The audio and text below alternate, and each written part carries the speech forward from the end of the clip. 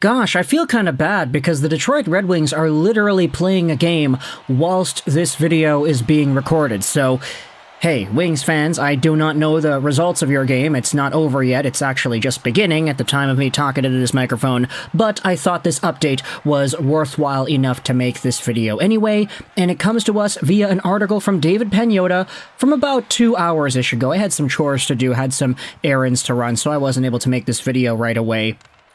But there are a lot of different things talked about in this piece, so I'll leave a link in the description if you want to go ahead and read this entire thing yourself. But of course, this video is focusing on two of my favorite teams, the Vancouver Canucks and the Detroit Red Wings, and going over the updates from Pagnotta that are provided in this article. Starting out with the more established player of the two, let's talk today about Elias Pettersson, because if you scroll over to the No Pressure for Petey segment of this piece, David Pagnotta goes out there and labels what it is the Vancouver Canucks put on the table. Take a look at this. The Vancouver Canucks and center EP40 are comfortable waiting for the end of the season to address the superstar's contractual status. The 25-year-old is on pace for a second consecutive 100-plus point pace season and is due for a nice raise. In fact, if he wants to commit to an 8-year extension tomorrow, he can. According to a well-placed source tied to the Vancouver Canucks, the Canucks tabled Pettersson a long-term deal believed to be 8 years, worth $12 million per season at the beginning of 23-24. That offer has not been rejected, it's there for the taking. Pettersson simply wants to take his time and see how the season plays out and revisit his future in the summer. This isn't about money. Petey is focused on winning. That's why he shut down talks last offseason. He wanted to fully prepare for this year and help the Canucks bring a championship to Vancouver. His patience so far is paying off. The Canucks are not feeling any heat either. They control his rights as Pettersson can become an RFA on July 1st, but they aren't applying any significant pressure. The deal is there for him when he's ready for it. Right now, his priorities are elsewhere, and that is winning. Now, you could very well say there's a little bit of an issue with this.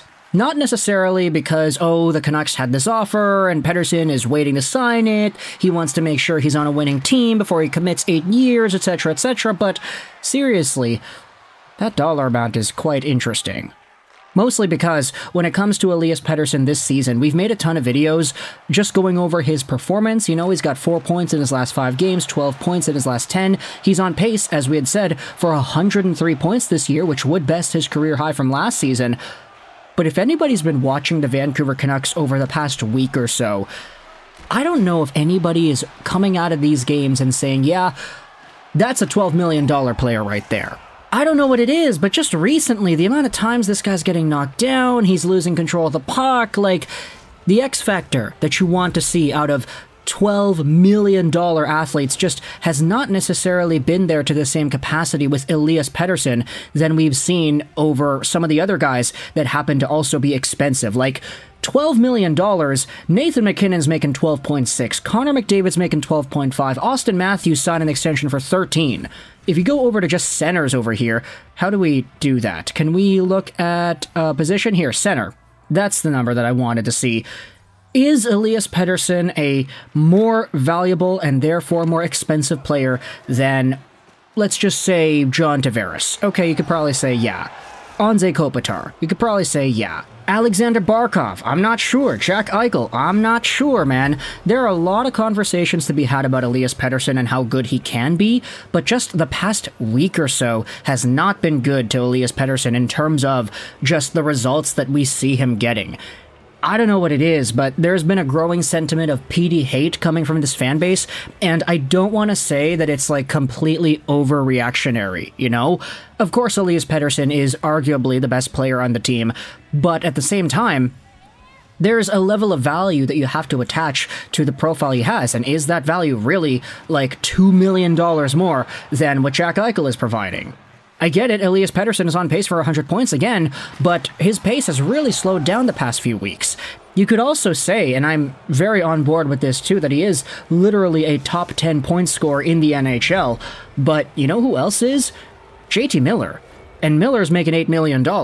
I get it, there's a long-term potential here with EP. He's a lot younger, he's got better years ahead of him, hopefully. But for right now, it's very interesting to see the idea tossed out there that Pettersson signing for $12 million is not off the table here. It's just going to be interesting if that contract gets signed, let's say tomorrow, for example, and Pettersson continues going through this stretch of play where he keeps on getting knocked down and he's not really doing all too much with it. He's only at a point per game. And I say only at a point per game because if you're a $12 million player, the expectation is you're way above that. You're always in that 5 points in 3 games territory. Week by week by week. There's no room for slowing down if you're a $12 million plus player. So for Elias Pettersson, I don't know, maybe I'm just being a little bit too harsh on the guy. Maybe that's just me. But when it comes to him, it's interesting to see how there apparently still is that offer on the table and how all it relies upon here is Pettersson himself to choose when to sign it. Now, going from one super Swede to another super Swede, let's scroll down to the here and there section of this article and talk about the currently playing Detroit Red Wings, because as the Wings explore the trade market and look to add non-rental pieces to their roster, young forward Jonatan Berggren remains an asset they are dangling as bait. The 23-year-old is having an outstanding year in the AHL with 38 points in 37 games, and he performed well in a brief stint with the big club. But word is, he recently rejected a contract extension pitched by the Wings and wants a shot at a full-time NHL gig, something he clearly isn't getting right now in Detroit. Around 5 teams, including Calgary and Montreal, have expressed interest. Now, we have made a bunch of videos about Jonatan Berggren already. We had talked about the Canadiens, we had talked about the Sens. Now Calgary is entering the mix here too. Berggren is a really good player at his over point per game stint in the AHL, and the fact that he got 28 points in 67 games played last year with the regular NHL team.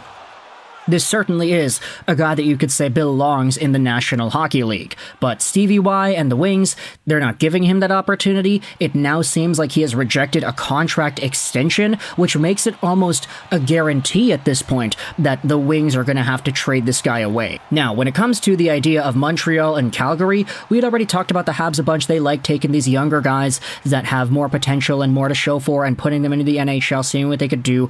Calgary, they're sort of in a similar boat. They're now kind of experimenting more so with guys who happen to be younger and who happen to be able to be signed for a little bit longer. They just traded away Lindholm for Kuzmenko, who is younger and who has an extra year. They traded away Toffoli for Sharon Govich, and that's looking pretty good. They're giving Jakob Pelche a spot. They're actually going out there and using young guys on their team. So Jonatan Berggren could be yet another one of these names if that is who they're targeting. Now, I also wanted to say one more thing.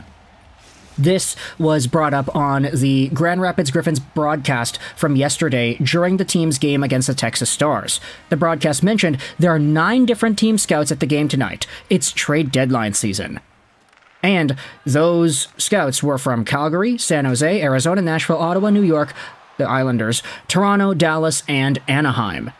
Now, you can eliminate Dallas because they're literally playing the Texas Stars. That's a Dallas farm team. It's very likely they were just scouting their own players.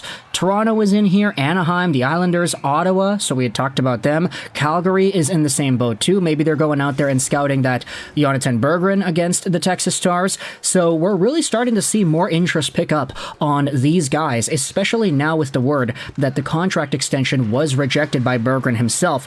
This makes it a lot more likely that a trade is coming soon. So let me know your thoughts in the comment section below. If you're a Vancouver Canucks fan, what are your thoughts on the Elias Pettersson $12 million deal? And what are your thoughts if you're a Red Wings fan on Jonatan Berggren garnering more interest, this time from Calgary as well?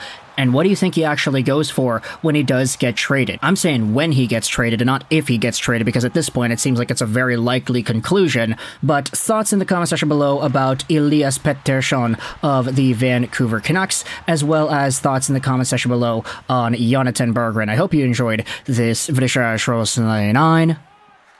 And bye.